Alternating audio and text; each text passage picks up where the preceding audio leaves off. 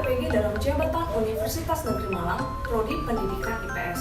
Di sini saya akan menceritakan atau membagikan best practice atau praktik baik dengan metode STAR, yaitu situasi, tantangan, aksi, dan refleksi. Tapi sebelumnya saya akan menceritakan di mana tempat saya mengajar. Saya mengajar di SMP Negeri 6 1 Atap Bahorok yang beralamatkan di Desa Batu Jongjong, Kecamatan Bahorok, Kabupaten Langkat. Di sini saya sudah 4 tahun mengajar. Nah, selama 4 tahun itu tentu banyak sekali tantangan atau situasi bahkan permasalahan yang saya temukan selama saya mengajar atau melakukan pembelajaran di dalam kelas, terutama pembelajaran IPS. Apa aja sih tantangan atau situasi yang saya temui selama pembelajaran IPS?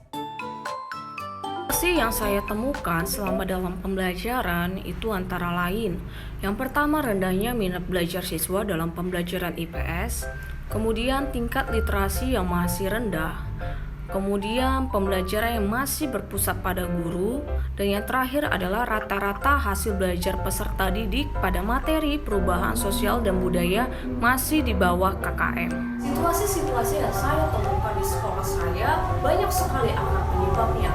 Misalnya tingkat literasi yang masih rendah karena apa? Karena bahan bacaan yang tidak menarik atau tidak ada pembiasaan sama sekali di dalam pembelajaran untuk berliterasi. Kemudian masalah KKM yang masih rendah itu karena LKPD-nya kurang menarik.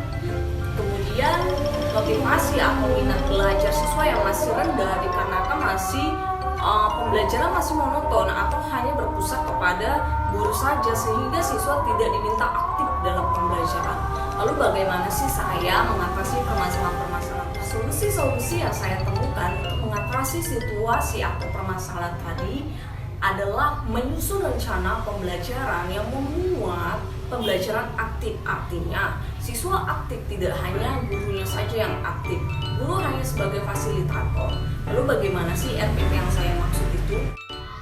Di sini saya merancang rencana pelaksanaan pembelajaran atau RPP pada materi perubahan sosial budaya. Nah, di sini saya memilih model pembelajaran problem based learning. Kenapa? Karena di sini siswa akan aktif dalam memecahkan masalah yang ada di lembar kerjanya. Selain itu, pasti siswa aktif dalam pembelajaran karena mereka harus mencari informasi untuk memecahkan permasalahan yang sudah disiapkan oleh guru. Nah, informasi itu mereka temukan bisa dari internet atau sumber belajar yang lainnya. Selanjutnya, media pembelajaran. Di sini saya memilih media pembelajaran yang pertama video atau short movie yang berkaitan dengan materi atau perubahan sosial budaya. Kemudian PowerPoint. PowerPoint itu sendiri memuat materi pembelajaran yang akan disampaikan guru pada pelaksanaan pembelajaran. Selanjutnya adalah pertanyaan pemantik. Pertanyaan pemantik ini ada di awal pembelajaran. Ini diharapkan untuk memancing atau memantik rasa ingin tahu siswa sehingga siswa tertarik mengikuti pembelajaran hari ini. Ini juga diharapkan untuk meningkatkan minat belajar siswa. Akhir adalah LKPD atau lembar kerja peserta didik. LKPD ini memuat artikel. Nah, artikel ini untuk memotivasi siswa meningkatkan literasi belajarnya. Jadi sebelum mereka memecahkan masalah, mereka membaca artikel tersebut. Nah, selain itu LKPD dibuat semenarik mungkin sehingga siswa merasa tertarik untuk membaca atau menyelesaikan permasalahan yang ada di LKPD tersebut.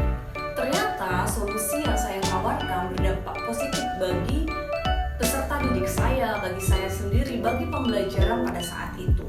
Lalu apa saja sih dampak positif yang saya terima? Yang pertama, tingkat literasi siswa. Tingkat literasi siswa jadi meningkat.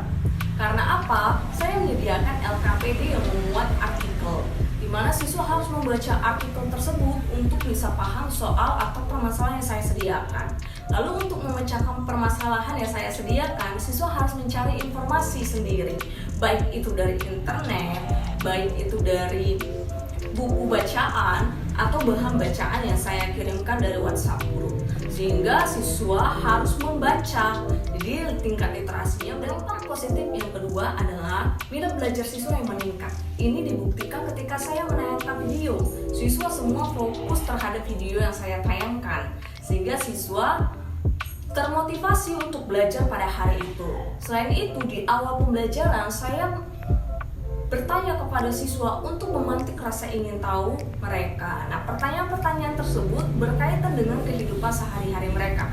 Jadi dari rasa penasaran, mereka terus ingin belajar atau berminat mengikuti pembelajaran IPS pada hari itu. Dampak positif selanjutnya adalah hasil belajar siswa yang meningkat. Kenapa bisa meningkat?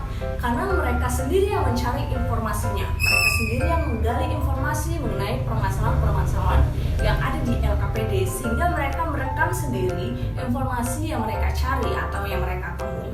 Nah, ini dibuktikan ketika saya melakukan refleksi di akhir pembelajaran dengan memberikan soal-soal evaluasi. Siswa yang tidak tuntas KKM hanya 15%, sementara siswa tuntas adalah 85%. Demikian video best practice atau praktek baik yang saya buat. Semoga video ini bermanfaat bagi siapapun yang menonton video ini.